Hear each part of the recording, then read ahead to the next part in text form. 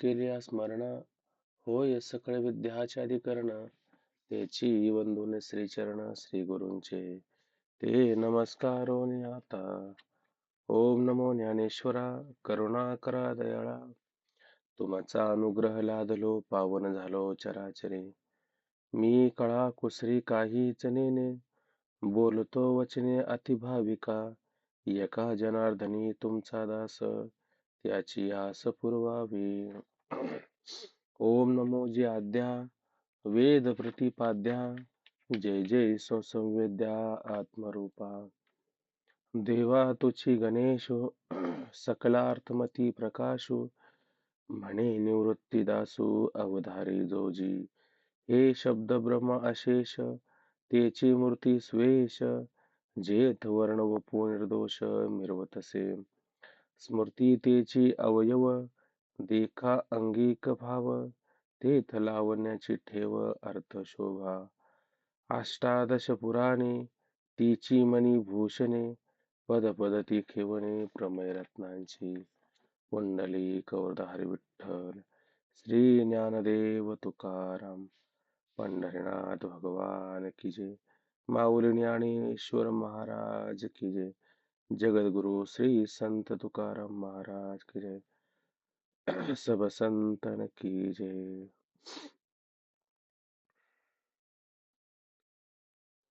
भगवती ज्ञानेश्वरी.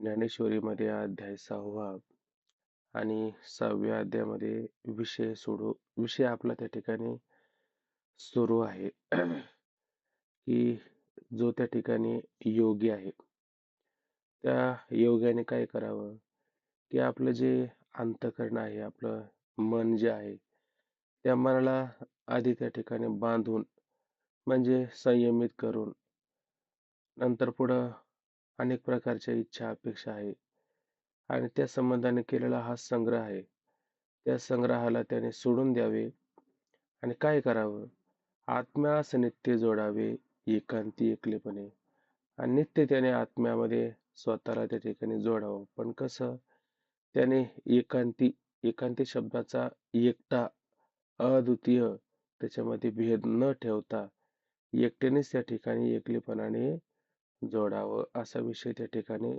सुरू आपला आहे. त्यावरती किती ओळ झाले आपल्या?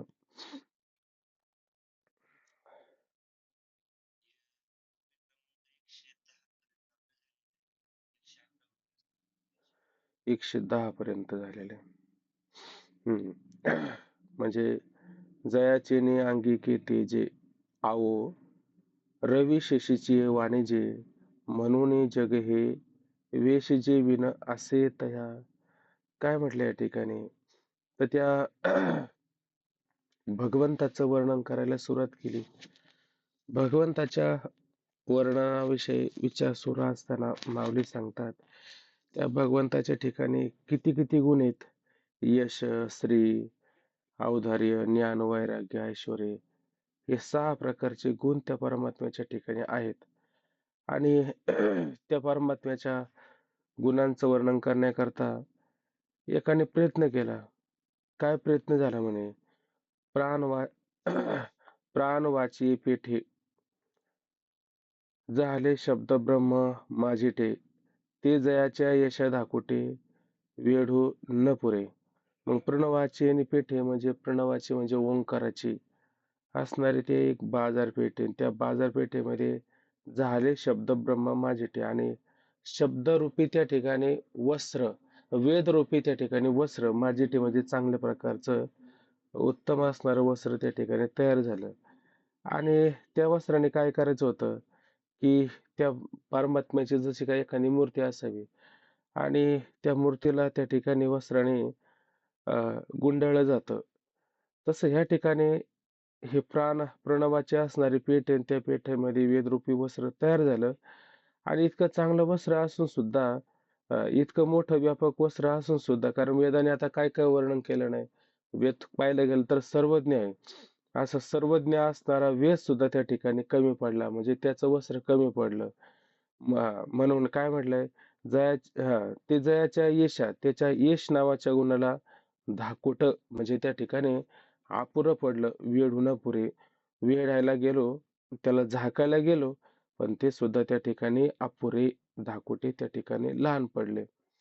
जयाचिनी अंगिके तेजे, आओ रवी शशीची वाणिजे, म्हणून जग हे वेशी जेविन असे तया. आता काय सांगायचं?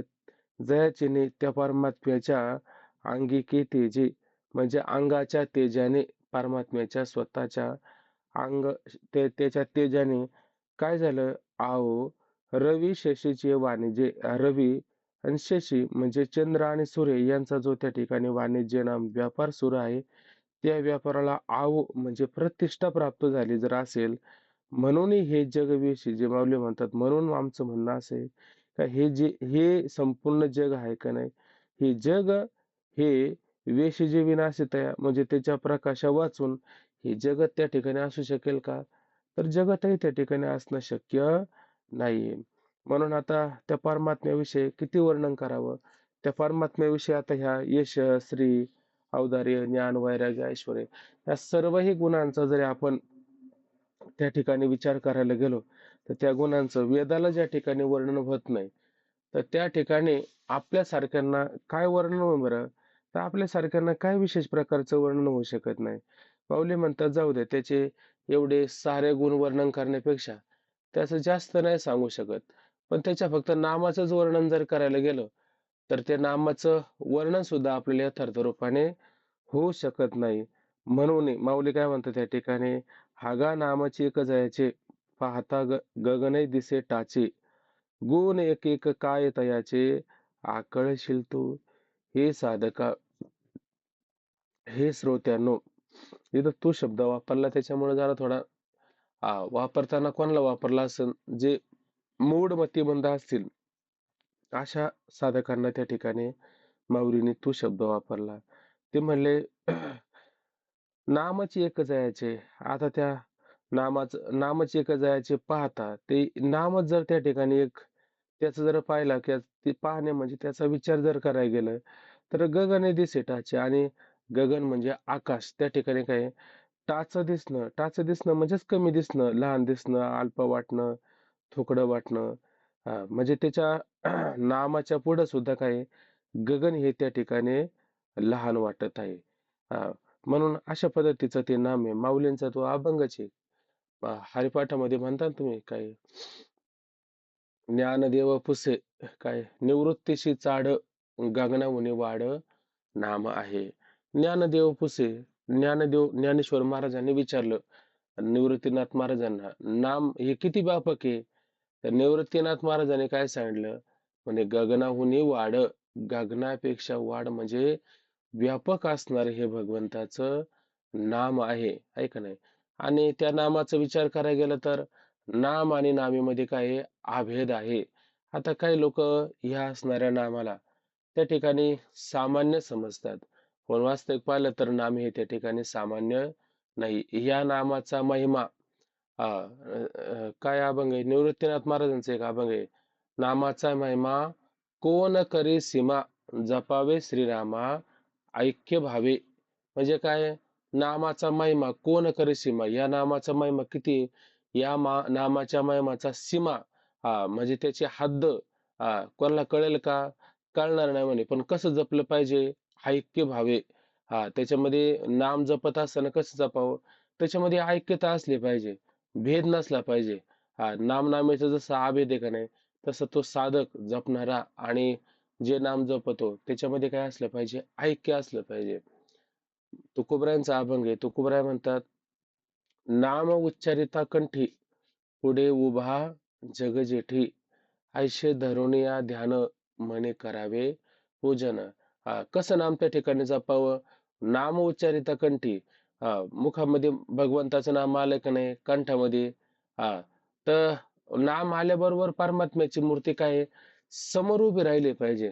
बरोबर आहे की नाही? अशी भगवंताची मूर्ती जर समोर उभी राहिली तर काय होईल? नाम पण झालं थोडक्यात आणि परमात्म्याचं स्मरण पण झालं. तेव्हा त्याला म्हणायचं नामस्मरण. आपण हे फक्त नामस्मरण हा शब्द वापरतो. नाम मुखाला येतं, पण नाम मुखाला येत असताना परमात्म्याचं स्मरण होत नाही. म्हणजे बाजू अधुरी राहिली का नाही? अधुरी बाजू. पूर्ण बाजू कधी होती? नामस्मरण म्हणताना नाम उच्चारल्याबरोबर भगवंत त्या ठिकाणी समोर राहिला पाहिजे. आणि हा जर भगवंत आपल्या डोळ्यापुढे समोर जर येत असेल, तर काय समजायचं? ते पूर्ण नामस्मरण आहे. आणि ह्या पूर्ण नामस्मरणाने काय होऊ शकतं बरं? त्या ठिकाणी तुकोबरा म्हणतात, पंचपातकाच्या कोडी नाम घेताना लगे काय काढा बरं सुरात काय अभंगाची, चाल केलाशी मोकळा, बोल विठ्ठल वेळोवेळा, तुझ पापचे नाही ऐसे, नाम घेता जवळी वशे, पंचपातकाच्या कोडी, नामे जळताना लगे घडी, असं काहीतरी. म्हणजे त्या ठिकाणी असं म्हणलं, चाल केलाशी मोकळा. आता तुकोबराय म्हणतात की हे साधकांनो, हे नामधारकांनो, चाल केलाशी मोकळा. आता तुम्हाला काय केलं आम्ही? मोकळं केलेले. का मोकळं केलेले? या सगळ्या बंधनातून मोकळं केलेले. कोणी मोकळं केलंय? या नामाने मोकळं केलेलं. मग आता काय करायचंय? या नामाने जर तुम्हाला मुक्त केलं असेल, तर तुम्ही नामच घ्या. म्हणून चाल केलाशी मोकळा, बोल विठ्ठल वेळोवेळा, तुझं पापच नाही ऐसे, नाम घेता जवळी वशे. आता जर नाम जर घेतलं, तर त्या ठिकाणी पाप थांबेल का? पाप थांबणार नाही. त्या नामाचं महिमा आता कितीतरी ते तुकोबरांचे असे अभंग पाहायला मिळतात, की त्या नामाच्या माध्यमातून कितीतरी त्या ठिकाणी काय होतात, पाप जळून जात असतात, आहे का नाही? मग अशा पद्धतीचा त्या नामाचा महिमा सांगत असताना कोण करे सीमा, त्या नामाच्या महिमाचा सीमा म्हणजे त्याचं उल्लंघन किंवा त्याची हद्द कोणाला ती कळेल का? पलीकडची आहे. जसं आपण म्हणतो की नाही, संतांचा महिमा त्या ठिकाणी संतांचा महिमा सांगत असताना शब्दकाची कामं नाही तर तिथं शब्दांचं सुद्धा काम कमी पडतं. अशा पद्धतीचा जसा संतांचा महिमा आहे, तशा भगवंताच्या नामाचा सुद्धा विशेष असणारा महिमा आहे. काय त्या नामाचा महिमा सांगायचा? तुकोबराय म्हणलं, तुम्ही मोक्ष कशाने प्राप्त करता? म्हणले, मोक्ष ज्ञानाने प्राप्त करून घ्यायचा असतो. बरोबर आहे का नाही? पण आता तुकोबरांचं सुद्धा असं एक वचन आहे. ते म्हणतात, नामाने सुद्धा मोक्ष प्राप्त होतो. ते ज्ञानी लोक म्हणले, अहो नामाने कस काय मोक्ष प्राप्त होतो? वाचून ज्ञानी विनय एके, उपाय करशी जे तुके, ते गुंतीशी आधी करू की.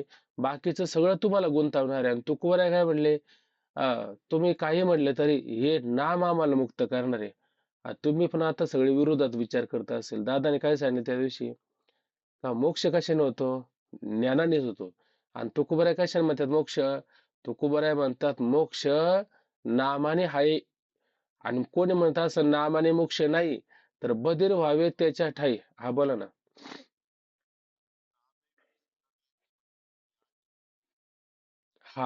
नामी विने तरली जे म्हणती,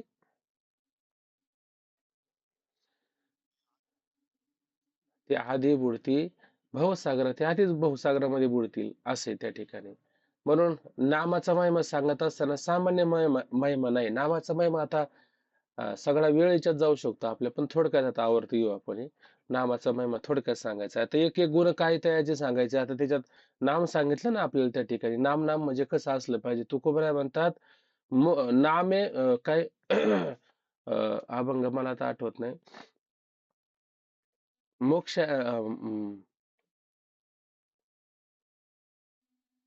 नामे म्हणता मोक्ष नाही, असं काहीतरी एक अभंग आला होता. आता मी बोलता बोलता विसरून गेलो नेमकी तो. बरं असू द्या. म्हणले की हा हा काय? हम्म. अंतकालेचे मामीस स्मरण युक्त्याचेच कलेवर. किंवा अंतकाळी ज्याच्या नाम आले मुखा, तुका म्हणे सुका पार नाही, है का नाही? नाम म्हणता मोक्ष नाही, ऐशे उपदेश करती काही, बधीर व्हावे त्याच्या ठाई. बधीर व्हावं म्हणजे काय? बैर होणं, ऐकायला न येणं. आता माझं कोणी आळवालं जणी, तुका म्हणे कानी बैरी झाली. म्हणजे काय? नामाने जर मोक्ष नामाने मोक्ष नाही, हा असं जर कोणी म्हणत असेल, तर ते ऐकताना काय व्हायचं? आपण बधीर, बहिरे व्हायचं त्या ठिकाणी, लक्षात घ्या. म्हणून नाम म्हणता मोक्ष नाही, ऐशे उपदेश करते काही, बधीर व्हावे त्याच्या ठाई. दुष्ट कोणाचं वाक्य आहे ते? दुष्ट वचन वाक्य ते. म्हणजे दुष्टाचं वचन आहे ते, आहे का नाही? असं वाक्य आहे. बधीर व्हावे त्याच्या ठाई. त्या नामाचं वर्णन करताना बघा ना काय सांगितलंय. आपुल्या नामासाठी लागे शंखसुरा पाठी, फोडून या पोटी चारी वेद काढिले. अजून काय? अजून एक वर्णन आलेले. काहीतरी बाळा शिर सागरी कोंडिले, आहे का नाही? अशा पद्धतीनं बरंच त्या ठिकाणी वर्ण आलेलं आहे. म्हणून त्या ठिकाणी संतांनी मोक्षाचा सुद्धा त्याग केला. मोक्ष सुद्धा नाही म्हटले बरं का संत. हा, पण मोक्ष नको का म्हणले माहिती का? प्राप्तीपूर्वक नकार आहे त्या ठिकाणी. हा, म्हणजे आधी प्राप्त व्हावा आणि मग त्याचा नकार द्यावा. अजून आपल्याला मोक्ष कळत नाही. अजून मोक्षाची व्याख्याच आपल्याला कळत नाही. हा, मग मोक्षाला त्यागून नाही चालणार. आपल्याला मोक्ष कळावा. आधी कळावा आणि मग त्याचा त्याग करावा. आधी कळलाच नाही आपल्याला. अजून प्राप्त होण्याची गोष्टच लांब आहे. हा, मग आधी कळल्याच्या नंतर त्याचा त्याग करावा. ते म्हटले, देवा मोक्ष तुमचा देवा, तुम्हा दुर्लभ तो ठेवा. मग मला काय आवड आहे? माझं भक्तीची आवड आहे. नाही अंतरी ते गोडी. मला कशाची आवड आहे? मला भक्तीची आवड आहे. हा, मला तुझा मोक्ष रिद्धी सिद्धी, ते अभंगाचे पूर्ण बघा. चित्त घेऊन या काय तू देसी, आयशे मजपाशी सांगा आधी. तुकोबराय परमात्म्याशी व्यवहार करू लागले. व्यवहार करताना काय म्हणले, देवा आता तू व्यवहाराला जर या ठिकाणी आला आहे, बसला आहे, पण लक्षात घे, काय लक्षात घे, की मी व्यवहार करेन, पण व्यवहारामध्ये तू कधी कधी आम्हाला काय काय देतो? तू कधी कधी मोक्ष देऊन टाकतो, कधी कधी रिद्धी सिद्धी देऊन टाकतो. हा, मग मला रिद्धी सिद्धी वगैरे काही नको बरं का. मला मोक्ष वगैरे काय दिला तर तो नको म्हणले आम्हाला. कारण मोक्ष म्हणजे काय? इंद्रियाचा जय, वासनेचा क्षय आणि संकल्प हिवरे नाही म्हण, झाला आमचा मोक्ष. आणि मग ज्याची त्याशी, मग ज्याचा आहे त्याला देण्यात काय उचितपणा आहे का याच्यात? हा काय योग्यपणा आहे का? मोक्ष वगैरे नको. चित्त घेऊन या काय ते दिशी, आयुष्य माझपाशी सांगे आधी. आधी द्यावं मला हे आधी सांग. हा, मग आयुष्य माझपाशी सांगे आधी. तरीच पंढरीराया करील साठवाटी. म्हणजे देणे घेण्याचा व्यवहार या ठिकाणी मी करीन. हा, नाहीतर मग मी व्यवहार करणार नाही. रिद्धी सिद्धी काही दावीशी अभिलाष नाही, मजा असं मुक्तीची. रिद्धी सिद्धी काही याची अभिलाषा मला दाखवशील, नाही मजा असं मुक्तीची. मला मोक्षाची सुद्धा इच्छा नाही आणि त्या रिद्धी सिद्धीची सुद्धा आवश्यकता नाही. तुका म्हणे तुझे माझे गडे तर, तुझा आणि माझा व्यवहार झाला तर काय? भक्तीचा रे भाव देणे घेणे. म्हणजे भक्ताला काय अपेक्षा आहे? भक्ती, प्रेम याची अपेक्षा आहे. मोक्षाची अपेक्षा केली का? मोक्ष तुमचा द्यावा, तुम्हा दुर्लभ तो ठेवा. हा, तुमचा दुर्लभ मोक्ष तुम्हालाच ठेवा. तुम्ही आम्हाला काय मोक्ष मोक्ष देता? आहे का नाही? देवा तुझ्याकडे काय मोक्षाचं गाठोडं वगैरे आहे का काही? नाही देवापाशी मोक्षाचे गाठोडे. आणून निराळे द्यावे काही. आता हे निराळ काही आणून द्यावं लागतं का? आपलंच आपल्यापाशी आहे. आपलंच आपल्यापाशी आहे. मग देव काय करतो? फक्त भ्रम दूर करतो आणि मी तुम्हाला मोक्ष दिला असं सांगतो. देवा हे अजिबात आम्हाला देऊ नको. मग काय द्यायचं? मग आम्हाला काय द्यायचं? तुझं नाम द्यायचं. देवापाशी मागे आवडीची भक्ती, विश्वासाची प्रीती, भावबळी. देवापाशी काय मागावं? भक्ती मागावं, प्रेम मागावं, भाव मागावा. हे देवापाशी मागण्यासारखं आहे. मोक्ष मागण्यासारखं देवापाशी नाही. पण आधी आपल्याला मोक्ष व्हावा, व्हावा आणि मग म्हणावा तो नको आता. पण अजून झालाच नाही. एकाने असं म्हणलं उभ्या भर कीर्तनामध्ये म्हटलं, मोक्ष सुका हानू लाथा. लाथच हाणायला, लाथच अशी वर केली. महात्मे बसले होते, उठले, म्हणले करा आरती चला आता. म्हणले झाले कीर्तन. म्हणले का बरं असं करता मध्येच? अहो म्हणले आता हा मोक्ष सावयव आहे का निरवय आहे याला हा कळतो का?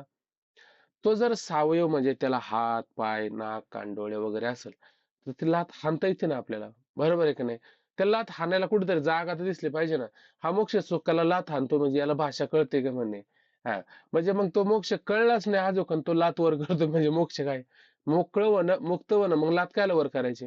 अशा पद्धतीने मोक्ष अवधी आपल्याला कळला पाहिजे, आहे की नाही? म्हणून संतांनी काय केलं? मोक्षाचा प्राप्तिपूर्वक त्या ठिकाणी नकार केलेला आहे आणि नामाला त्या ठिकाणी महत्व दिलेले आहे. मग नाम घेणं म्हणजे काय करणं? वास्तव पाहिलं तर नाम म्हणजे काय? परमात्म्याची शरणागती करणं. ज्यावेळेस आपण परमात्म्याची यथार्थ रूपाने शरणागती करतो ना, तेव्हा खरं मुखातून नाम सुरू होतं. ज्याच्या नामात विठोबाचे नाम नित्य ज्याच्या, असं काहीतरी म्हटलेले. ज्याच्या मुखामध्ये विठोबाचं नाम आहे का नाही, परमात्म्याचं नामस्मरण सुरू आहे का नाही, त्यांनी खरी शरणागती केली. आपल्याला जर नामाचा वारंवार विसर होत असेल, तर आपण परमात्म्याची शरणागती केली का? आपण परमात्म्याची शरणागती केली नाही. हे सांगणं कोणाचं आहे? देवाचं हे सांगणे, शास्त्राचं हे सांगणे, वेदाचं हे सांगणे आणि संतांचं हे सुद्धा सांगणे. ते म्हटले, वेद अनंत बोलेला अर्थ काय साधिला? इतकाची साधिला काय? विठोबाशी शरण जावे. कसं? विठोबाशी शरण जावे, आधी निज निष्ठ नाम गावे. निज ऐक नाही, मूळ स्वरूपाने त्या ठिकाणी काय आणि निष्ठापूर्वक काय त्या परमात्म्याचं नाम गाणं हेच परमात्म्याची शरणागती. परमात्म्याची शरणागती सांगत असताना तुकोबराय सांगतात की बाबा कशी शरणागती असली पाहिजे, किती नाम घेतलं पाहिजे. नाम घेता असताना पार अगदी प्रतिबंध आला तर ते म्हणतात मरण आल्यासारखं आहे आम्हाला. काय अभंग आहे तो बरं? परमात्म्याचं नामस्मरण करता असताना न वाजावा शेण एक वया भजनी विक्षेप तेची पै मरण न वाजावा क्षण एक वाया. एक क्षणभर सुद्धा त्या ठिकाणी वाया घालू नाही. म्हणजेच काय ही परमात्म्याची शरणागती, नामस्मरण करणं. 7 दिवसाचा झाला उपवाशी तरी कीर्तनाचा रंग टाकू नये. फुटो हा मस्तक तुटो हे शरीर कीर्तनाचा गजर सोडू नये. तुका म्हणे ऐसा नामी झाला निर्धार काहीतरी आहे. अशा पद्धतीने काय त्या नामामध्ये त्याचा पक्का निर्धार झाला पाहिजे, पक्का विचार झाला पाहिजे. तरच त्या ठिकाणी त्यांनी परमात्म्याची शरणागती केली असं त्या ठिकाणी आपल्याला लक्षात येऊ शकतं. म्हणून अशा पद्धतीनं त्या परमात्म्यामध्ये आपल्याला भेद पाहता येतो. शास्त्र त्या परमात्म्यामध्ये भेद करतं, पण नाम कधी परमात्म्यामध्ये भेद करत नाही. बरोबर आहे की नाही? तुकोबराय म्हणतात सगुण निर्गुण तुझं सगुण निर्गुण तुझं म्हणे वेद तुका म्हणे भेद नाही नामे. सगुण निर्गुण तुला त्या ठिकाणी काय म्हणत आहे? वेद म्हणत आहे. हा, पण नाम मला सांगा कोणाचा निर्देश करतं? कोणाची ओळख करून देत आहे नाम? सगुण परमात्म्याची पण नाम काय करतं? ओळख करून देतं. आणि निर्गुण परमात्म्याची नाम काय करतं? ओळख करून देत आहे. म्हणजे सगुण निर्गुणामध्ये भेद आहे, नामामध्ये भेद आहे का? नामामध्ये थोडा सुद्धा भेद नाही. नामनामेचा काय आहे? पूर्णपणे त्या ठिकाणी काय आहे? अभेद आहे. असा नामाचा महिमा. पण हा नामाचा महिमा कोणाला कळतो? देवाला कळतो का भक्ताला कळतो? गुळाची गुढी गुळाला कळते का मुंगळ्याला कळते? खरं पाहायला गेलं तर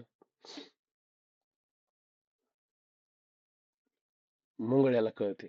गुळाला कळेल का गुळाची गोडी? गुळाला गुळाची गोडी कळत नाही, त्याला मुंगळावावं लागत आहे का नाही? ते काय आलं रामचंद्र प्रभू आणि त्यांच्या नावाने काय दगडी तरली म्हणे दगडी. त्याच्यावर राम लिहिलं का त्याच्यावरती दगडी तरायची. रामाला आश्चर्य वाटायचं का माझ्या नावाने हे दगडी तरतात, माझ्या नावाने दगडी तरतात आहे का नाही? मग विचार केला रामाने असं म्हणला, चला एवढे मोठाले पर्वतच्या पर्वत त्या ठिकाणी तरले. एक एक दगडावरती आपण सुद्धा नाव लिहून बघू त्याला बुडतो की काय असं बघायला गेले. आणि त्याच्यावर राम नाव लिहिलं आणि पाण्यामध्ये सोडलं दगड आहे का नाही? टाकला. आता त्याने टाकला ना. टाकला म्हणल्यावर त्यानंतर बुडतो का काय? आता परमात्म्याला शंका आली. बघा नाम कोणाचं आहे? परमात्म्याचं. आणि परमात्म्याला जर शंका आली, मग आता तो तरल का बुडेल? त्याला शंका होती ना. आणि भक्ताला शंका आहे का? वानरांना शंका आहे का त्या ठिकाणी? शंका नाही त्या ठिकाणी. त्याला पक्क नामावर विश्वास आहे. आणि रामचंद्र प्रभूंना विश्वास पाहिजे का नाही? आपल्या नावा दगडीत तरल्यात, आता हा तरतो का बुडतोय असा शंकामध्ये दगडावर नाव लिवायचं, पाण्यात सोडायचा, बुडून जायचा दगड. दगड बुडून जायचा. एक बुडाला, दोन बुडाले, तीन बुडाले. आणि मग चौथ्या दगडाला त्याने विचार केला, तर हे तीन दगडी बुडले ना, आता मी चौथा टाकायला गेलो आणि हे जर कोणी पाहिलं तर आपली फजिती नाही व्हायची का? म्हणून इकडे तिकडे पाहण्यासाठी पाहू लागले इकडे तिकडे. पाहू लागल्याच्या नंतर दिसले त्यांना हनुमंतराय. ते म्हणे तुम्ही कधी आले? म्हणले पहिल्याच दगडाला आलो. म्हणले म्हणले कस काय असं? ते तुम्ही काय मनात मध्ये तुम्ही मनात काय म्हणता? हा दगड तरतो का बुडतो? म्हणजे तुम्हाला संशय आहे ना. तुम्हाला संशय म्हणल्या बुडणार आहे. कारण तुमच्या नामावरती तुमचा विश्वास नाही. तुमच्या नावावरती कोणाचा विश्वास आहे? आमचा विश्वास आहे. आहे का नाही? म्हणजे तुम्ही पार अगदी रावण जरी घातला त्यामध्ये, तर रावणाला सुद्धा विश्वास होता. कोणावरती? रामावरती. नव्हता का विश्वास? ते म्हणले तिकडं इकडं तिकडं इकडे यांनी दगडी तारायला सुरुवात केली. तिकडं त्यांच्या लोकांमध्ये विचार झाला म्हणले बघा रामनामाने दगडी तारतात आहे का नाही?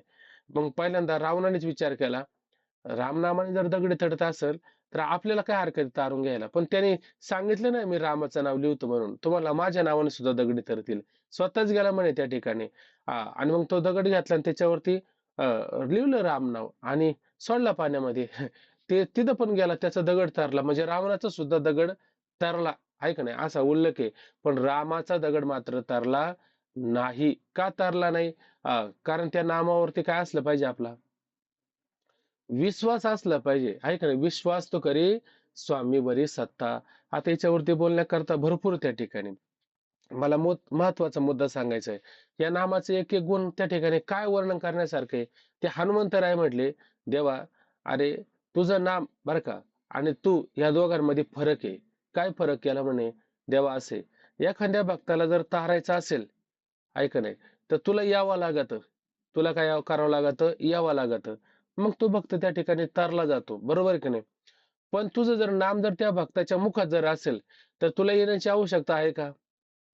तुला येण्याची आवश्यकता नाही, ते नामच त्या भक्ताला त्या ठिकाणी तारत असतं. मग असे किती भक्त आहे बरं या जगामध्ये तुझे? ह्या जगामध्ये तुझे अनेक भक्त आहे. आता किती भक्तांच्या जवळ तू जाशील आणि त्यांना तारशील, पण प्रत्येक भक्ताच्या जवळ नाम तुझं आहे का नाही? मग त्या नामाने तरलं जातं का नाही? म्हणजे तुझ्या नामाचा महिमा तुझं न कळे मेघ श्यामा, हे मेघ श्यामा तुझ्या नामाचा तुला महिमा कळत नाही.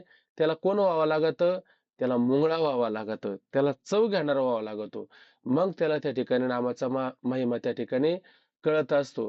रामचंद्र प्रभू समोर जरी बसले ना, समोर जरी बसले ना, तरी पण हनुमंतराय काय करायचे?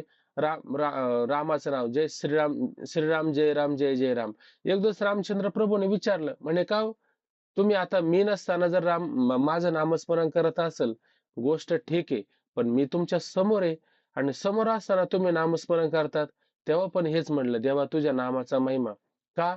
तू एका ठिकाणी भक्ताचा उद्धार करू शकतो, पण नाम सर्व जगताचा त्या ठिकाणी उद्धार करणार आहे. म्हणून ते गगनाहुनी वाढ, गगनाहुनी वाढ आहे त्या ठिकाणी नाम, म्हणजे गगनापेक्षा तुझं नाम काय आहे? व्यापक आहे. असं परमात्माच्या फक्त नामाचंच वर्णन चालू आहे या ठिकाणी, आहे का नाही. मग म्हणले बाकीच्या यशाचं वगैरे याचं त्याचं काय गुणाचं वर्णन करायचं? त्या गुणांचं वर्णन करण्यापेक्षा भगवंताचे एका नामाचंच वर्णन त्या ठिकाणी विशेष प्रकारे पाहता येतं. म्हणून हागा नामची एक जयाचे, पाहता गगनही दिसेटाचे. हा बोला. हॅलो.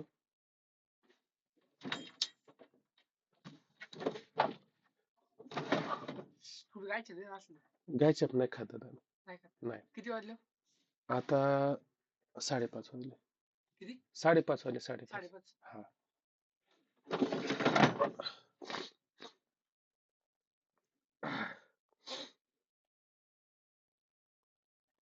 हागा नामची एक जायचे, पाहता गगने दिसे टाचे, गुण एक एक काय तयाचे आकळशील तू.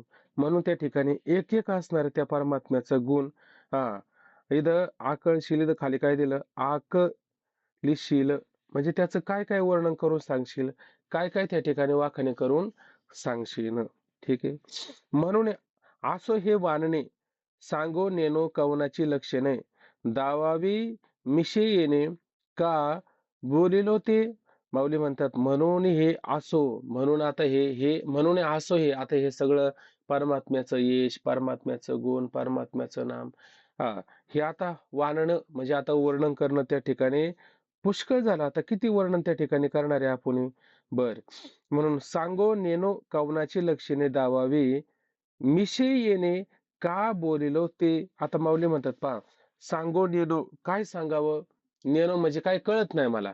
म्हणजे आता या ठिकाणी भगवंताने कोणाची लक्षणं सांगायला सुरुवात केल्यात? योग्याची, जो योगावरती त्या ठिकाणी आरूढ झालेला आहे, ऐक नाही, अशांची लक्षणं भगवंत सांगायला सुरुवात करतात. आता ही लक्षणं त्या ठिकाणी सांगत असताना दावावी येणे मिशे का बोलिलो, का बोलिलो येणे मिशे दावावी. दावावी म्हणजे सांगणं. बरं ती का सांगितली? म्हणजे लक्षणं कोणाची सांगायची होती आणि कोणती लक्षणं त्या ठिकाणी सांगितली? बरं कोणाची लक्षणं कोणाला सांगितली? बरं कोणाची लक्षणं आहे ती वर्णन करण्याकरता येत नाही?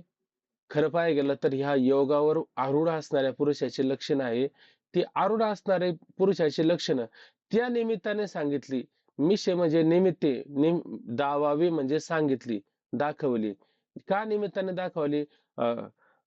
कवनाची लक्षणं आहे का नाही, नियनो, नियनो म्हणजे सांगता येणं, म्हणजे त्या योगावर आरूढ असणाऱ्या पुरुषाची लक्षणं सांगण्यासारखी सुद्धा, आटोक्यात येण्यासारखी सुद्धा नाहीये.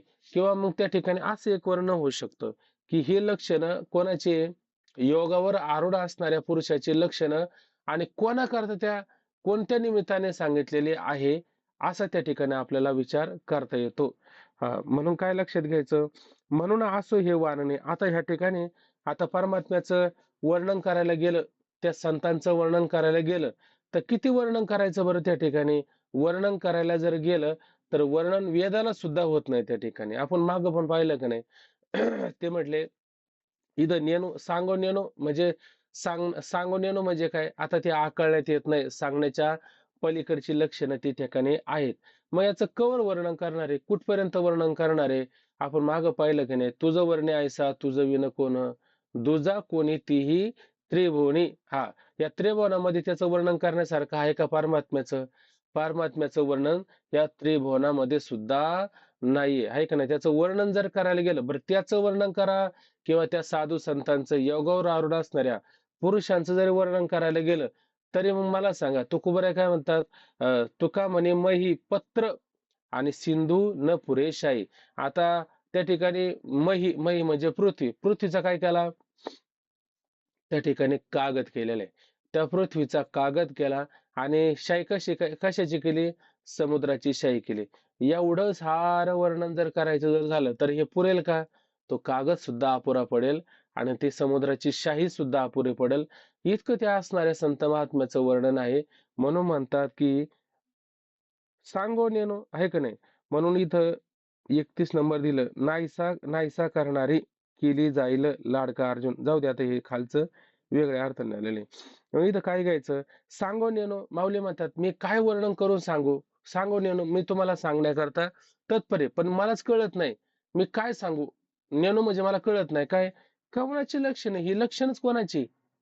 ही लक्षणं कोणाची आहेत? आणि दावावी मिशी येणे दाखवली सांगितली येणे मिशी या निमित्ताने कोणत्या निमित्ताने काहीच कळत नाही. सांगून येणं काही कळत नाही मला. आणि का बोललेले ते भगवंत असे का बोलले असेल बरं? हे मला कळत नाही. घ्या लावून तुम्ही. सांगून येणं कवनाची लक्षणं मला हे कळत नाही.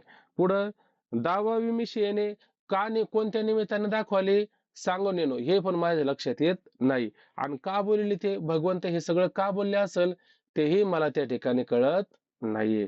असं अनेक अर्थाने त्या ठिकाणी विचार घेतला पाहिजे. म्हणजे असं लक्षात घ्यायचं की कोणाची लक्षणे सांगताना कोणत्या निमित्ताने आणि कोणाविषयी का बोलले म्हणजे योगारूढ असणाऱ्या योग्याची संतांची लक्षणे सांगण्याच्या निमित्ताने सांगितली हे मला कळना.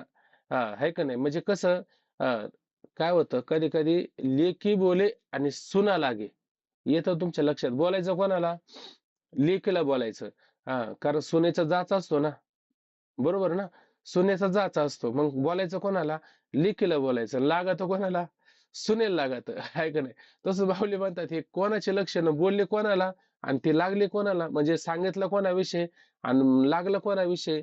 आहे का नाही? म्हणजे याची संगत लावायची म्हणल्यावर ते काय करावं लागेल? आपल्याला खालच्या ओळीचा विचार करावा लागेल. जोपर्यंत खालच्या ओळीचा विचार होत नाही, तोपर्यंत ह्या ओळीचा विचार आपल्याला कळणार नाही. पण याच्यात एवढीच तुमचं काय आता आता हे लेके बोले आणि सुने लागे हे जे बोललो की नाही हे का बोलले कशासाठी बोलले मला अजून काही यथार्थ रूपाने कळत नाही. पण माऊली काय करतात भगवंताच्या अंतःकरणात नक्की अभिप्राय काय हा माऊलीला यथार्थ रूपाने कळतो. कसा कळतो? भगवंताने किती सांगितले श्लोक 700 आणि विस्तार किती ओव्यांचा केला? 9,000 ओव्यांचा विस्तार त्या ठिकाणी केला. कधी माग आता एक विचार आला होता तो अर्जुन एवढा मोहाने ग्रस्त का त्या ठिकाणी झालता? म्हणे त्याला व्याळू लागला होता आणि ऐन भरात मर्मस्थानी लागला होता आहे की नाही? म्हणून तो कधी कधी मला वाटतं दुसऱ्या अध्यायामध्ये विषय आला होता बरोबर ना? म्हणून तो कधी कधी शुद्धीवरती यायचा आहे का नाही? आणि थोडा शुद्धीवर आल्याच्या नंतर परत त्या मोहामध्ये जायचा, परत त्याला मरगळ यायची, परत त्याला भुरळ चक्कर यायची. असं व्हायचं का नाही? म्हणून याला कोणता तो मोहरूपी सर्पाचा दंश झाला होता असं माऊली बरोबर अंदाज घेतात की नाही? तसं भगवंताच्या अंतःकरणातला अभिप्राय काय आहे हा माऊलींना यथार्थ रूपाने कळतं. मग माऊली आता हे हे वर्णन जे चाललंय की नाही या श्लोकातलं वर्णन आहे का या ठिकाणी? श्लोकात हे आले का वर्णन? हे श्लोकात वर्णन आलेलं नाही. मग माऊलींचा इथून पुढे काय? हा माऊलींचा स्वतंत्र विचार या ठिकाणी सुरू झालेला आहे. आता उलट इथं योगावर आरूढ असणाऱ्या पुरुषाने काय केलं पाहिजे? त्यांनी एकांत असलं पाहिजे, लोकांतामध्ये जाऊ नये. बरं मग त्याने काय करावं? त्या ठिकाणी परिग्रह शून्य असलं पाहिजे. बाकीचं गबाळ त्या ठिकाणी जमा करू नये. आहे का नाही? हेच इथं आले का नाही? हेच इथं आले. आता हा विचार त्यातला आहे का? हा विचार मात्र त्या श्लोकावरला नाही. हा माऊलींचा स्वतंत्र विचार या ठिकाणी सुरू होत आहे. तर माऊली काय म्हणतात बघा ऐका. ऐके म्हणजे जरा आता तुम्ही ऐका हे का बोलले कशासाठी बोलले कोणासाठी बोलले कोणाची लक्षणं कोणासाठी सांगितलं हे का बोलले, तर ऐका म्हणे ऐके द्वैताचा द्वैताचा ठावची फेडी ते ब्रह्मविद्या किजेल उघडी तरी अर्जुना पडी हे गोडी नासेल हन. माऊली या ठिकाणी सांगतात द्वैताचा ठावची फेडी. आता जे द्वैत आहे की नाही, द्वैत द्वैत म्हणजे काय, दुजेपणा, वेगळेपणा, आपल्याहून वेगळं पाहणं, याला काय म्हटलं जातं, द्वैत असं त्या ठिकाणी म्हटलं जातं. वास्तविक पाहिलं तर तो जीव जेव्हा उत्पन्न होतो की नाही, उत्पन्न झाल्याच्या नंतर काय करतो, ती ओवी माझ्या आता लक्षात येत नाही. जेव्हा तो जीव जीव त्या ठिकाणी निर्माण होतो आणि तो स्वतःकडे पाहतो, स्वतःकडे पाहिलं का त्याच्या ठिकाणी काय येतं, मीपणा येतो पहिल्यांदा. बरोबर आहे की नाही? मग माझेपणा आला. मग माझेपणा आला म्हणजे माझेपणा कशाच्या सापेक्ष येतो? दुजेपणाच्या सापेक्ष येत असतो. आहे की नाही? आता इथं अंधार जरी म्हटलं, पण कशाच्या सापेक्ष म्हटले तुम्ही? प्रकाशाच्या सापेक्ष तुम्ही अंधार म्हटले. म्हणजे तिथं प्रकाश असला म्हणजे अंधार आणि अंधार असला म्हणजे प्रकाश. म्हणजे मग त्या ठिकाणी दुजेपणा झाला की नाही? आधी मीपणा यावा, मग दुजेपणा निर्माण व्हावा. अशा पद्धतीनं दुजेपणा निर्माण झाला, की मग निर्माण काय होत असतं त्याच्या मागं? भय निर्माण होत असतं. बरोबर आहे की नाही? दुजे जवजव घडे, तव तव संसार भय जोडे. आहे की नाही? हे आपुलेने तोंडे देवे बोलती वेद. आहे की नाही? हे अशा पद्धतीनं जेव्हा जेव्हा द्वैत निर्माण होतं, आहे का नाही? एक नाम हरी आणि द्वैत नाम दुरी. एक एक नाम आहे का नाही? ते हरी. हरी म्हणजे काय? हरी म्हणजे आनंद निर्माण करणारं आहे. हरी शब्दाचं तात्पर्य काय? आनंद, सुख, एक नाम. आणि द्वैत नाम, दोन नावे येतात तेव्हा काय होतं? द्वैत नाम दुरी, दूर करणारा आहे, सुखापासून आपल्याला दूर करणारा आहे. म्हणून दुजे जवळ घडे, ज्या वेळेस आपल्याला द्वैत निर्माण होतं तेव्हा काय होतं? संसार भय निर्माण होतं. मग ह्या संसार भय निर्माण झालं तर याला घालवायचं कसं काय बरं? याला घालवण्याकरता संसाराचं उत्पन्न झालेलं भय घालवायचं आता आपल्याला. जसं माऊली म्हणतात की नाही, स्वप्नेच्या घाया ओखद चिवणी धनंजया तेवे अज्ञानमुळे यया ज्ञानाची खडग. या अज्ञान नावाच्या मुळाला काय उपाय आहे? खडग कोणतं? ज्ञानरूपी खडग हेच उपाय आहे की नाही? तैशी मूळ अविद्या जाय ते ज्ञान जे उभे होय तयेचे यया अंतो आहे एरवी नाही. आहे का नाही? तरच या अज्ञानाचा अंत आहे का नाही? त्याच्याशिवाय अंत आहे का? आपल्या अज्ञानासाठी नव्हता थावला किरटी. हे अर्जुना, आपल्या अज्ञानामुळं हा संसार वृक्ष बळावलाय का नाही? मग घालवायचा कोणी? स्वप्न पडलं की नाही आपल्याला? मग स्वप्न पडल्याच्या नंतर डॉक्टरला बोलवलं, "डॉक्टर साहेब चला, हे स्वप्न पडतंय आणि त्या स्वप्नामध्ये तुम्ही या, अमुक-अमुक लोकं मला फार त्रास देतात." मग डॉक्टर काय औषध देतो. मग कोणतं औषध दिलं म्हणजे आपलं स्वप्न जातं? का औषध दिलं तरी स्वप्न असतंच आपलं?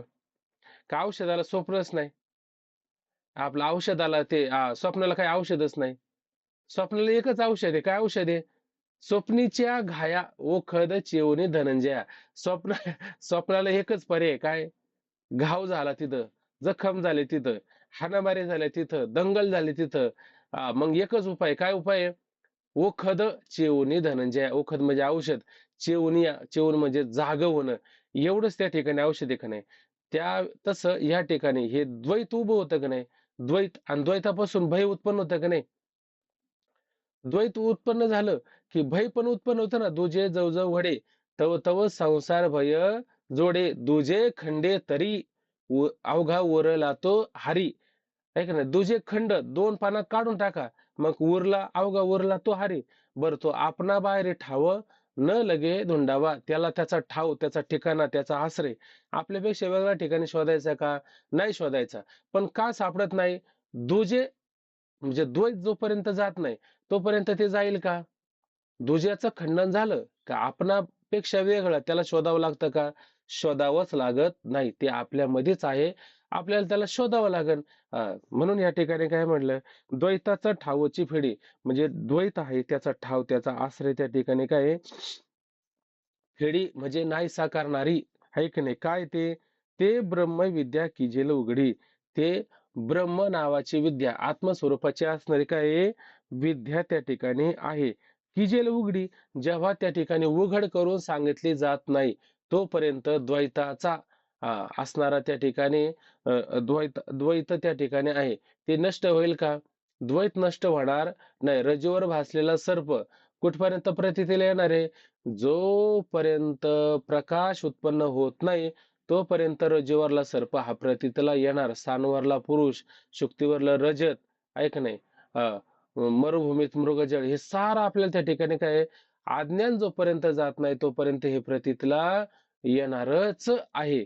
म्हणून माऊली काय म्हणतात, की ती ब्रह्मविद्या की जिला उघडी, आणि जर ती त्या ठिकाणी ब्रह्मविद्या आहे का नाही, आणि उघडी जर करून त्या ठिकाणी सांगितले. मला वाटतं 5व्या अध्यायामध्ये ओवी आहे बघा. शेवटी शेवटी अशा ओव्या आल्या, की म्हणले हे जगत चाललंय का नाही. जर ज्ञान जर झालं सगळ्याला, तर हे जगत चालेल का? जगत चालणार नाही. इथं अज्ञानाचा भरणा होणार नाही. म्हणजे ह्या जगताला आधार काय मग? मग याला जगत तरी कसं काय म्हणायचं? याला जगतही म्हणता येणार नाही, जगत राहणार नाही. सगळ्याला जर त्या ठिकाणी ज्ञान झालं, म्हणजे सगळे ब्रह्मज्ञानी होईल ना. इथं आता भगवंत ब्रह्मज्ञानी होईल, अर्जुन पण भगवंत ब्रह्मज्ञानीचे, बरोबर आहे की नाही? आणि अर्जुन सुद्धा ब्रह्मज्ञानी झाला. मग अर्जुनाला भगवंताचे काय कर्तव्य राहिलं बरं? अर्जुनाला भगवंताशी काहीच करता राहिलं नाही. म्हणजे अर्जुन झाला वेगळा आणि भगवंत झाला वेगळा, आणि भगवंत आला कशासाठी होता? भगवंताला काय यावं वाटत होतं? या सुखा कारणे देव वेडावला, आहे का नाही? आणि वैकुंठ सोडून संत सदनी राहिला. वैकुंठ सोडलं का नाही? आणि संताच्या सदनात घरी राहिला का नाही? श्रीखंडाच्या रूपाने 12 वर्ष नाथ महाराजांच्या घरी राहिला. का बरं? या सुखा कारणे देव वेडावला. वेडावला आणि तो काय केला? सगुण रूपाला आला, आहे का नाही? आपण म्हणतो की नाही, नेहमी 4थ्या अध्यायातली ओवी त्या ठिकाणी काय आहे का, आठवते का? 4थ्या अध्यायामध्ये म्हणले, जया संघाचे ने सुरवाडी, मज विधी हाते देह धरणे घडे, ऐक ना, किंबहुना आवडे निरुपम. त्याच्याकरता मला देह धरावं लागत, की भक्ती सुखा लागे आपणची दोई भागी. ऐक नाही, भक्ती सुखा करता काय करतो? आपणच त्या ठिकाणी काय दोन भागी, दोन ठिकाणी त्या ठिकाणी होत असतो. म्हणजे एवढं त्याला त्या ठिकाणी काय सुखाची, प्रेमाची अपेक्षा असते, बरोबर आहे की नाही? पण हे सगळं त्या प्रेमाची, सुखाची अपेक्षा, आणि अशा पद्धतीनं या अर्जुनाच्या ठिकाणी अज्ञानी आहे, द्वैत आहे. आता हे जर द्वैत घालवण्याकरता जर त्या ठिकाणी ती ब्रह्मविद्या उघडी करून दाखवली, तर अर्जुन काय होणार आहे? ब्रह्मरूप होणार आहे. आणि तो स्वतः काय म्हणणार आहे? ब्रह्मपुरी वास करणे अखंड. ऐक ना, वृत्तीवर आम्हा कसं येणे. आता वृत्तीवर आम्हाला यायचं नाही, आता ब्रह्मपुरी आम्हाला वास करायचा आहे, ब्रह्म स्वरूपामध्ये राहायचं. आणि मग भगवंत का आला बरं? एखादा पाहुणा आपल्या घरी यावं, आहे का नाही? आणि आपल्या घरी पाहुणा एखादा यावा, आणि आपण घराचे दरवाजे लावून घ्यावे. मग त्या पाहुण्याने कुठं जावं बरं? बरं, तो खास आपल्या करता आला आणि आपण दरवाजे लावून घेतले. आता ते, आता इथं समजा आता हा 6वा अध्याय सुरू आहे. 6व्या अध्यायामध्ये जर भगवंताने तुम्हाला सगळं ज्ञान प्राप्त करून जर दिलं, मग बाकीचा अध्याय ऐकायचे कोणी? विचार सागर सुरू होता. 4थ्या अध्यायावरती काही मंडळी आली आणि आल्याच्या नंतर काय म्हणली, आम्हाला तर सगळं कळालंय आता या ठिकाणी. ऐका नाही. मग आता बाकीचे अध्याय काय, बाकीचे तरंग आता काय ऐकायची गरज आहे का? बाकीच्या तरंगाची आवश्यकताच नाही. आम्हाला म्हणलं तुम्ही उत्तम अधिकारी, म्हणलं बस आता याच्यापेक्षा बोलायचंच काय, आहे का नाही? पण आता इथं लक्षात काय आलं, अहो भगवंताला सुद्धा वाटत आहे काय, आभेदून भेद राखीला अंगी, वाढवाया जगी प्रेम सुख. म्हणजे खरं सांगू का, साधू असतात ते वेगळे असतात, आणि संत असतात ते वेगळे असतात. ते काय करतात, ते नुसते गुळ नाही होत, गुळ होऊन साखर, ते गुळ होऊन त्या गुळाला खाण्याकरता ते मुंगळा पण होत असतात. म्हणजे डॉक्टर बाबा सांगतात, हा सोन्याला सुगंध आहे काय, आधी आपल्याला मोक्ष व्हावा, आणि मोक्ष होऊन सुद्धा काय, वास्तविक अभेद आणि कल्पित भेद ठेवून आपण भगवंताच्या भक्तीचा आनंद घ्यावा. का बरं हा आनंद घ्यावा? त्याचं कारण एवढंच आहे, का बघा आता, मोक्ष झाल्याच्या नंतर येण्या जाण्याचं तुम्ही जे साधन होतं ते ठेवलं का या ठिकाणी? नाही. कारण आपल्या ठिकाणी काय कोणते दोष होते? मल, विक्षेप आणि आवरण, हे 3 दोष असतात. तुम्ही कोणकोणते दोष घालवले? मल नावाचा दोष घालवला, विक्षेप नावाचा दोष घातला. आता हे 2 दोष गेल्यामुळे तिसरा दोष जाणं सोपं आहे का नाही? तो आवरण नावाचा दोष. तो आवरण नावाचा दोष गेला. या 3 दोषामुळे आपल्याला जन्म मरण आहे का नाही? पण आता हे तिन्ही दोष गेले आणि आपण काय झालो? मुक्त झालो. आता म्हणलं आपल्याला जन्माला यायचं. कसं काय जन्माला येणार आहे आपण? म्हणजे जन्माला येणार नाही आपण. मग जर जन्माला येणार नाही, मग भजन कधी करायचं? भजन करता येईल का आपल्याला मग? भजन करता येणार नाही. मग भजन करायला यायचं जरी म्हटलं, तरी आपल्याला येता येणार नाही. का? कारण आता आपल्याला जन्म मरण परंपरा राहिलीच नाही ना. बरोबर आहे की नाही? एक वारकरी होता आणि वारीला जाऊ लागला. जाता जाता एक कुठेतरी आंब्याचं झाड होतं आणि आंबरे होते चांगली मस्त पिकलेली आणि त्या शेतकऱ्याने सांगितलं, की म्हणले, "वारकरी दादा आले, बसा. आता बसले म्हणजे असे नका बसू. थोडेफार आंबे वगैरे खा, पाणी वगैरे घ्या." तो म्हणला, "ठीक आहे, काही हरकत नाही." शेतकरी निघून गेला. तासभर आराम केला, झोपला, उठला आणि निघायला लागला. पण एक आंबा सुद्धा खाल्ला नाही त्याने. एक आंबा सुद्धा खाल्ला नाही. मग शेतकरी म्हणला, "अहो का हो असं केलं? मी तर तुम्हाला झाडावरले आंबे घ्या असं म्हटलंय नाही. मी तुम्हाला तयार झालेले आंबे, पिकवलेले आंबे तुमच्यापाशी ठेवले, तरी तुम्ही खाल्ले नाही. असं का केलं?" तो काय म्हणला माहिती का? "फक्त म्हणला मी झाडाची सावली घेण्याकरता आलो होतो." म्हणजे फक्त सावलीचा भोग. हा सावलीचा भोग म्हणजे काय? हा फक्त मोक्ष आहे. बरोबर आहे की नाही? झाडाखाली बसून सावलीचा आनंद घेणं हा मोक्ष आहे. पण त्या झाडाखाली बसून सावलीचा आनंद घेता घेता त्या झाडाची फळं खाणं म्हणजे ही भक्ती आहे. बरोबर आहे की नाही? मग ही भक्ती कोणी बघायची? झाड लावले आणि झाडाला आलेली फळं कोणी खायची मग? खाता येईल का त्या ठिकाणी? खाता येणार नाही. मग काय करावं लागेल? वास्तविक अभेद आणि कल्पित भेद त्या ठिकाणी आपल्याला ठेवावा लागेल. म्हणून ह्या ठिकाणी अर्जुनाला जर हे सगळं जर कळलं, तर अर्जुन काय होईल? ब्रह्मस्वरूप होईल आणि मग ब्रह्मस्वरूप झाल्याच्या नंतर ह्या भक्तीची गोडी, हा आनंद किंवा हा त्याच्यासाठी मी अवतार घेतला. भगवंताने अवतार घेतला ना, कोणासाठी घेतला? "होका जयाच्या प्रीती अमूर्त आला हा व्यक्ती, मज एकवंकी याची स्थिती आवडत असे." ह्या अर्जुनाची, ह्या भगवंताची माऊली म्हणतात, मला एकवंकी म्हणजे एकविध, एकरूपता मला त्या ठिकाणी ती अवस्था फार आवडते म्हणे. याच्या प्रेमाखातीर होका जयाच्या प्रीती, तू प्रेमाचा पुतळा, मैत्रीचा जिव्हाळा, भक्तीचा काय, तू प्रेमाचा पुतळा, भक्तीचा जिव्हाळा, मैत्रीचा चितकळा, धनुर्धरा, होय का नाही? एवढं अर्जुनावरती प्रेम आहे. माऊली म्हणतात, ऐक द्वैताचा ठावची फिडे. जर द्वैताचा त्या आश्रय, आधार त्या ठिकाणी फिडी म्हणजे घालवला, तर ते ब्रह्मविद्या किजेल उघडी. त्यासाठी काय? ती ब्रह्मविद्या, आत्मविद्या जर त्या ठिकाणी उघडी केली, तरी काय होईल? अर्जुना पडिये हे गोडी नासेल हन. आणि अर्जुनाविषयीची प्रेम स्वरूपाची जी गोडी आहे का नाही, ती काय होईल? त्याच्यामध्ये नाश होईल, नष्ट होऊन जाईल. ती राहील का त्या ठिकाणी? राहणार नाही. कारण अर्जुन काय होईल? ब्रह्मस्वरूप होईल. मग अर्जुन ब्रह्मस्वरूप जर झाला, तर हा भक्तीचा, हा प्रेमाचा विलक्षण आनंद आता भोगता येईल का आपल्याला? त्या भक्तीचा, प्रेमाचा असणारा विलक्षण आनंद आपल्याला कधीच भोगता येणार नाही. म्हणून म्हणतात, म्हणून ते तैसे बोलणे नव्हे, सपातळ आड लावणे, केले मनची वगळालाने, वगळवाने भोगावया. बघा, आता भगवंताने अर्जुनाला ज्ञान सांगितलं, पण पूर्ण ज्ञान सांगितलं का? पूर्ण ज्ञान सांगितलं नाही. काय केलं? थोडासा पातळ, थोडा एक पडदा लावला आतमध्ये. काही काही गोष्टी अशा असतात, घरच्यांशी, दारच्यांशी व्यवहार करत असताना आपण थोडा पडदा लावतो का नाही? काही काही गोष्टी पडद्याच्या आतून असाव्या, पडद्याआड असाव्या. जसं त्या ठिकाणी लहान मुलाचं, स्त्रियांचं ते खाणं जे असतं, पुरुषाचं खाणं सुद्धा काय पडद्याच्या आड असावं. स्त्रीचं वागणं सुद्धा कसं असावं? पडद्याच्या आड असावं. जर पडदा जर नसेल, तर त्या वागण्याला काही महत्त्व आहे का? त्या जगण्याला काही महत्त्व आहे का? त्या जगण्याला आणि वागण्याला कोणत्याही प्रकारचं महत्त्व राहत नाही. म्हणून काय केलं पाहिजे? हे सगळ्या गोष्टी काय आहे?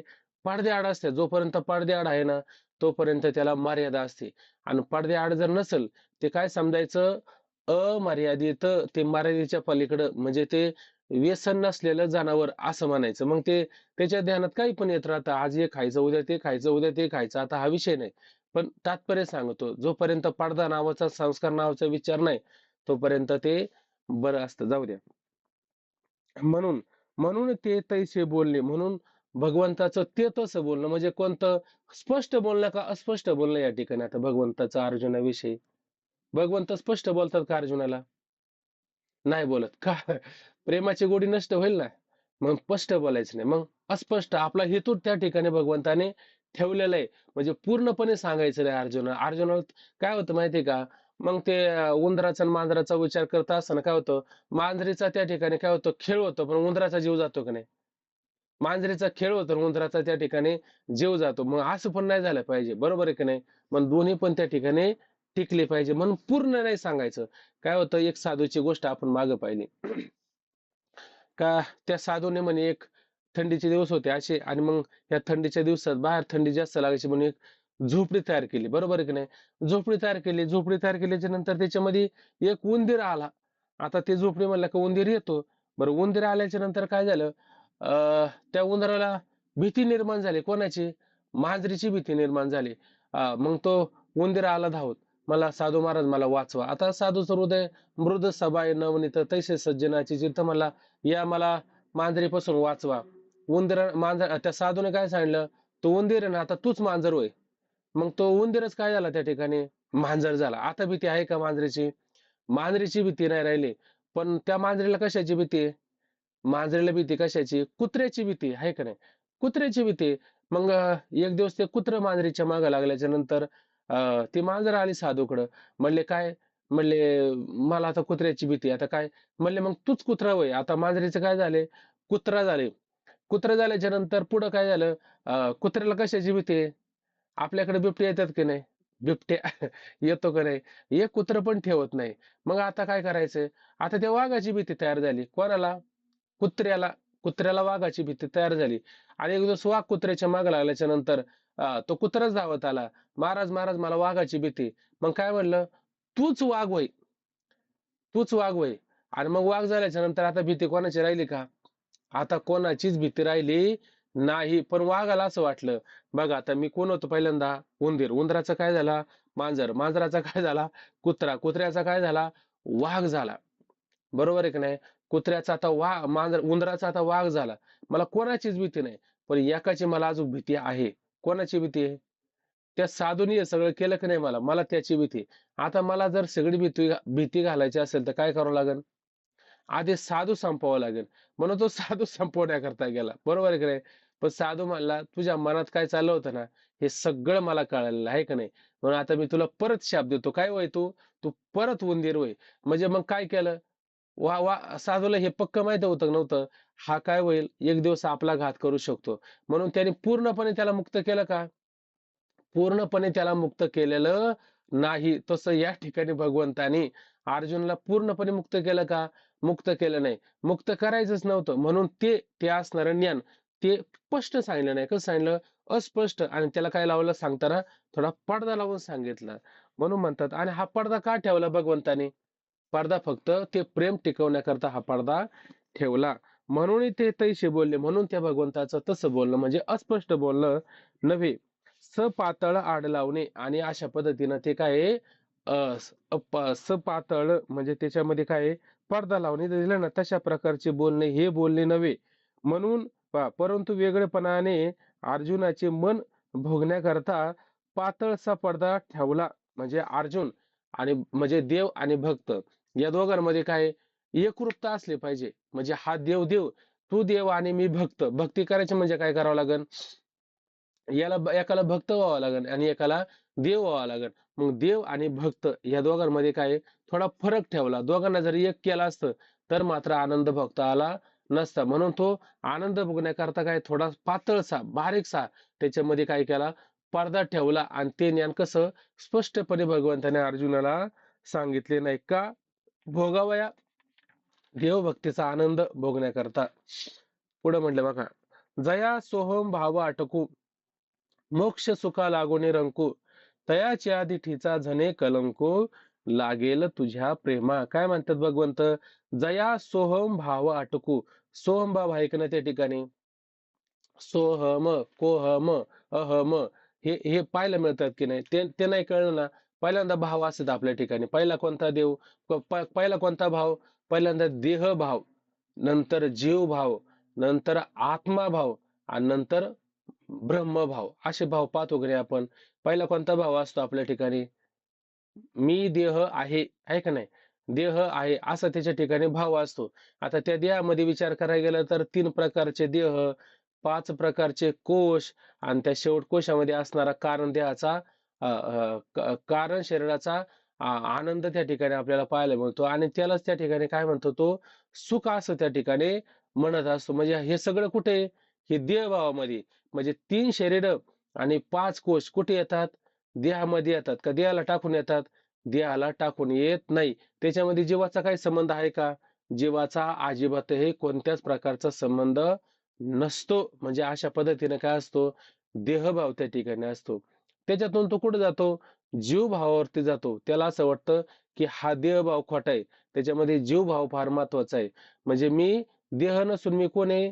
जीव त्या ठिकाणी आहे. पण जीवपणा पण त्याला नंतर कळतो का हा जीवपणा पण सुद्धा काय आहे? कल्पित आहे.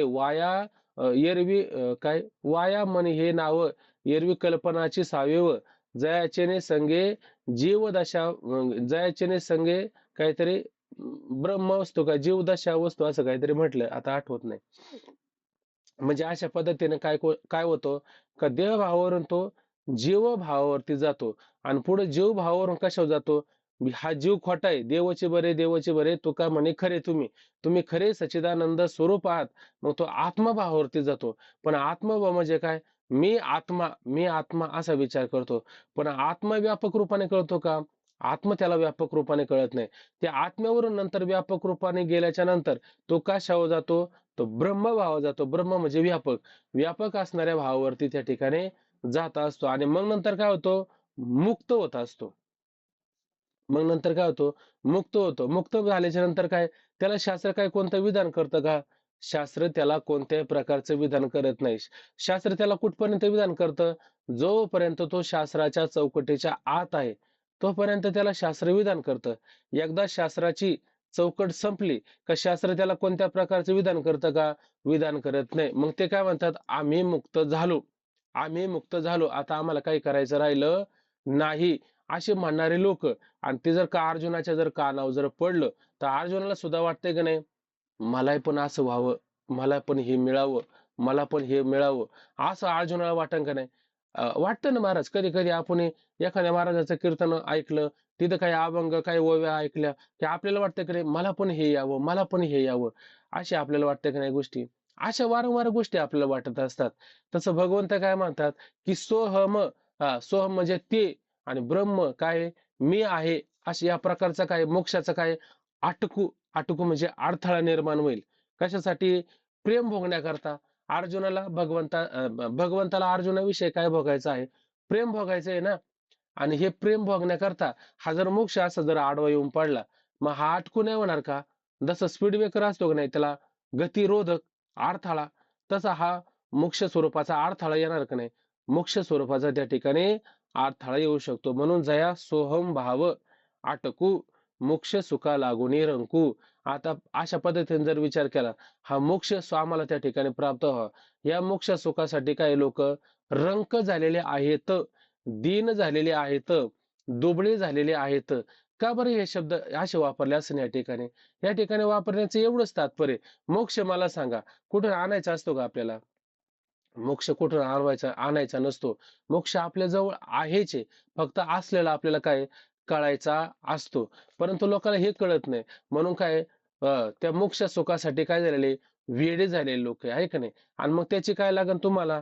तया दिठीचा झने कलंकू, लागेल तुझ्या प्रेम अर्जुना. तुझ्या प्रेमामध्ये असणारा तुझ्यामध्ये जे असणारं प्रेम आहे का नाही, त्याचं काय लागेल त्या ठिकाणी? कलंक लागेल, आहे का नाही? म्हणून तयाच्या दिठीचा जे मोक्षासाठी वेडे झालेले त्यांच्या त्यांची दृष्टी जर तुझ्यावर पडल्यावर काय होईल? तुला सुद्धा त्या ठिकाणी कलंक, कलंक म्हणजे दोष लागू शकतो. बरोबर आहे की नाही? ते एक भक्तिशास्त्रामध्ये एक सारस नावाचा पक्ष असतो आणि एक चक्रवाक नावाचा पक्ष असतो. या भक्तीला प्रेमाला फार महत्व आलेले.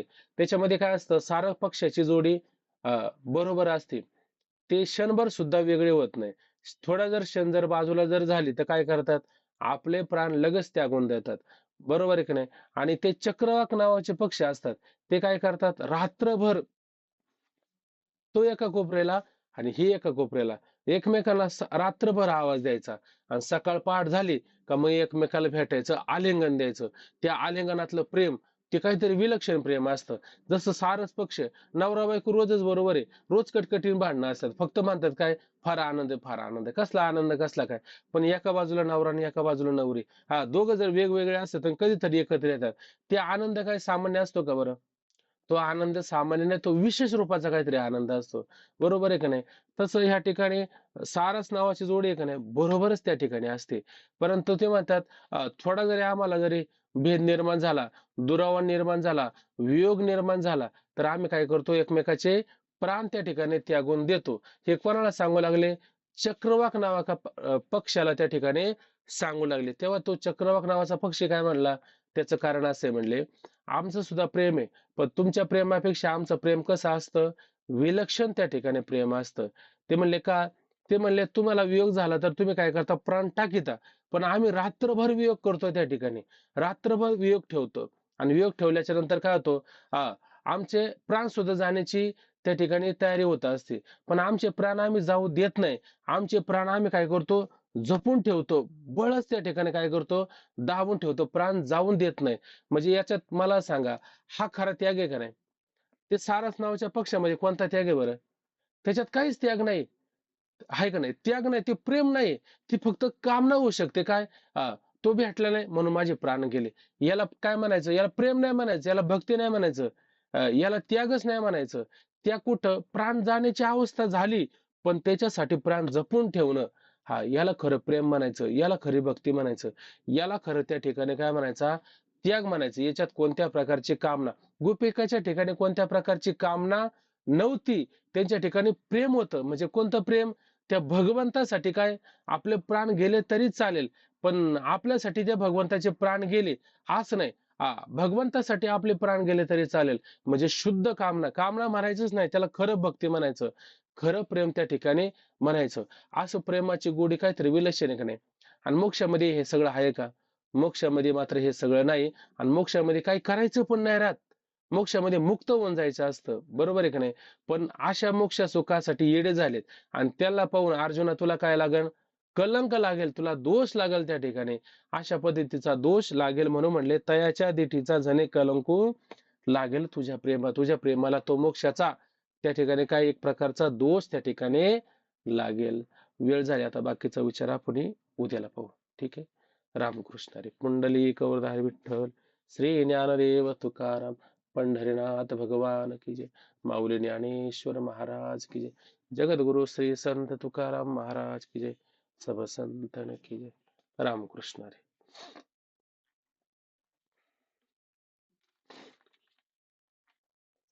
रामकृष्ण हरी. रामकृष्ण हरी. रामकृष्ण हरी. रामकृष्ण हरी. रामकृष्ण हरी.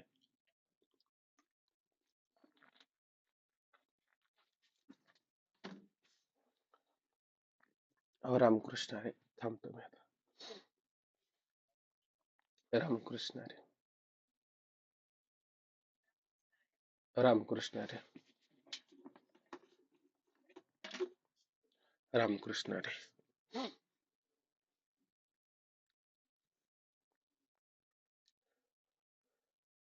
रामकृष्ण हरी. थांबवतो.